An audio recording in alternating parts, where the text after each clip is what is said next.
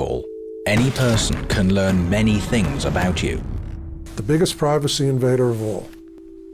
It's your cell phone. Using a search engine, browsing just a couple of sites, registering with a social network. Every one of these actions is firmly embedded somewhere in a global database. Deleting this information completely is all but impossible.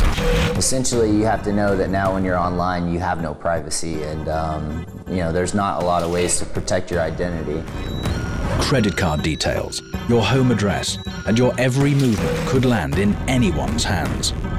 Sitting in my office, I can find out your name, your address, your phone number. And there's only one way to escape. Who tracks internet users? Is it possible to remain anonymous online? Or is disconnecting for good the only method of ensuring your privacy?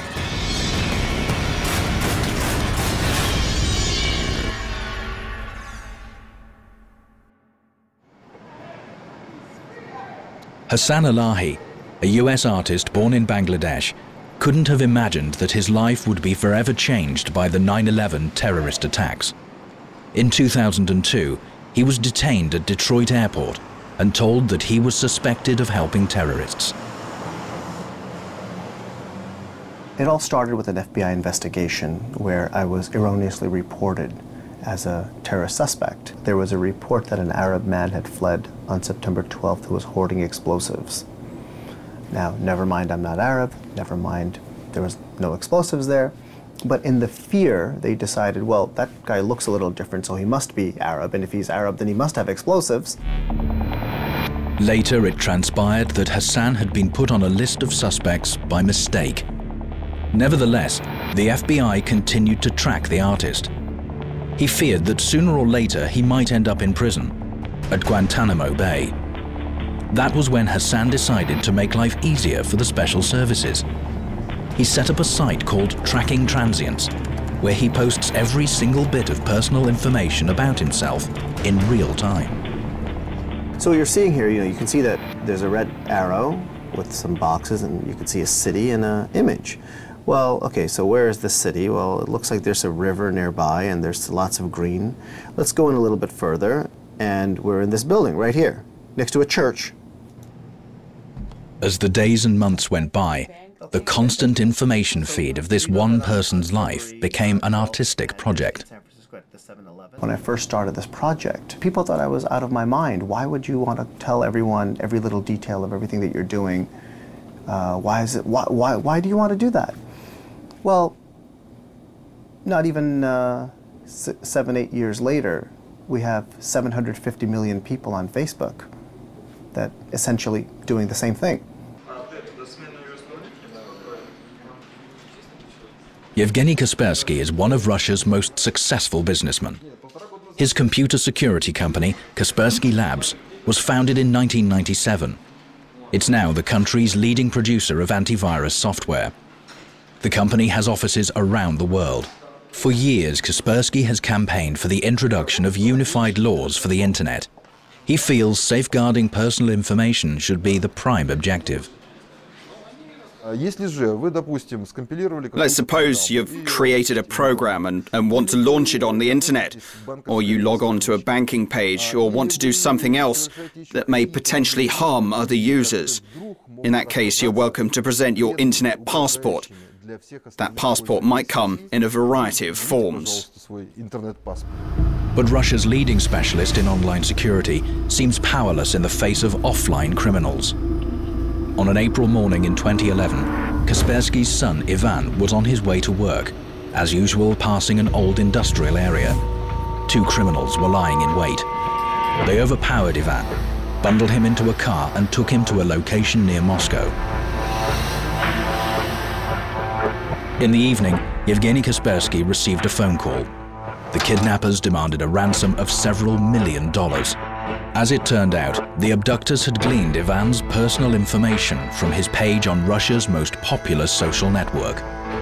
It included his phone number, home address, and daily route to work.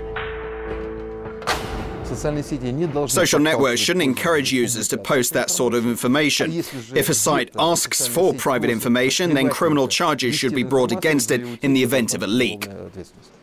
Yevgeny Kaspersky agreed to talk to us on the condition that he would not be asked to comment on his son's abduction. Even so, it prompted Russia's leading computer security campaigner to come up with codes of conduct for firms dealing in people's private data. Social networks are a public space like cafes and restaurants. That's where people get together. Normally, the organizations that run such places work for profit. Social networks are commercial structures. The responsibility for the security of their guests should be on their heads and wallets. While Ivan Kaspersky was being held in the basement of a house in the Moscow region, his father and police were trying to figure out his abductor's whereabouts. An intercepted phone call helped police detain the kidnappers during the handover of the ransom. The incident sparked fears that such websites were becoming a goldmine for criminals. But internet security specialists maintain that the Kaspersky case is the exception rather than the rule. In this case, the fact that social networks are used by a huge mass of people plays a positive role. If there were only 100 users disclosing information about themselves, there is no doubt that they would be the primary target. But today, the threat is spread over millions of users. This means that what was dangerous several years ago is far less risky today. The name of the game here, guys, is not that there's people out there that are big brother that want to invade your privacy.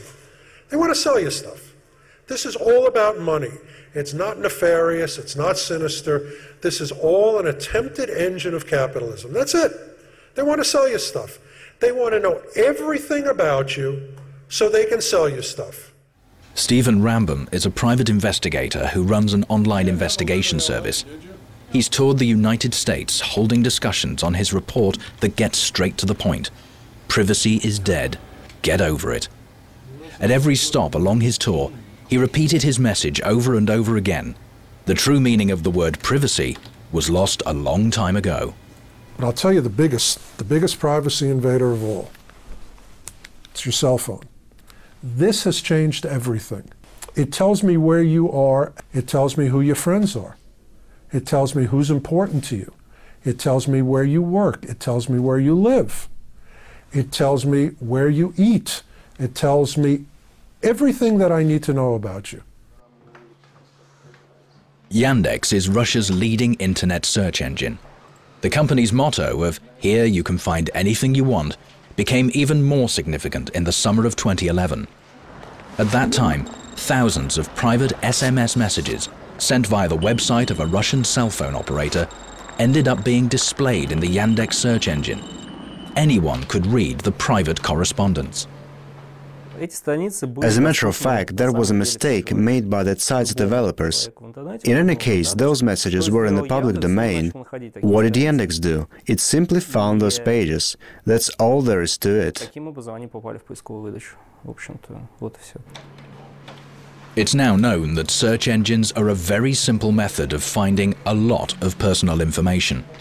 Security specialists remind people that online communication is never a private conversation, even if you think you are talking to only one person. Any internet information that is available at all can and will be indexed, that's for sure.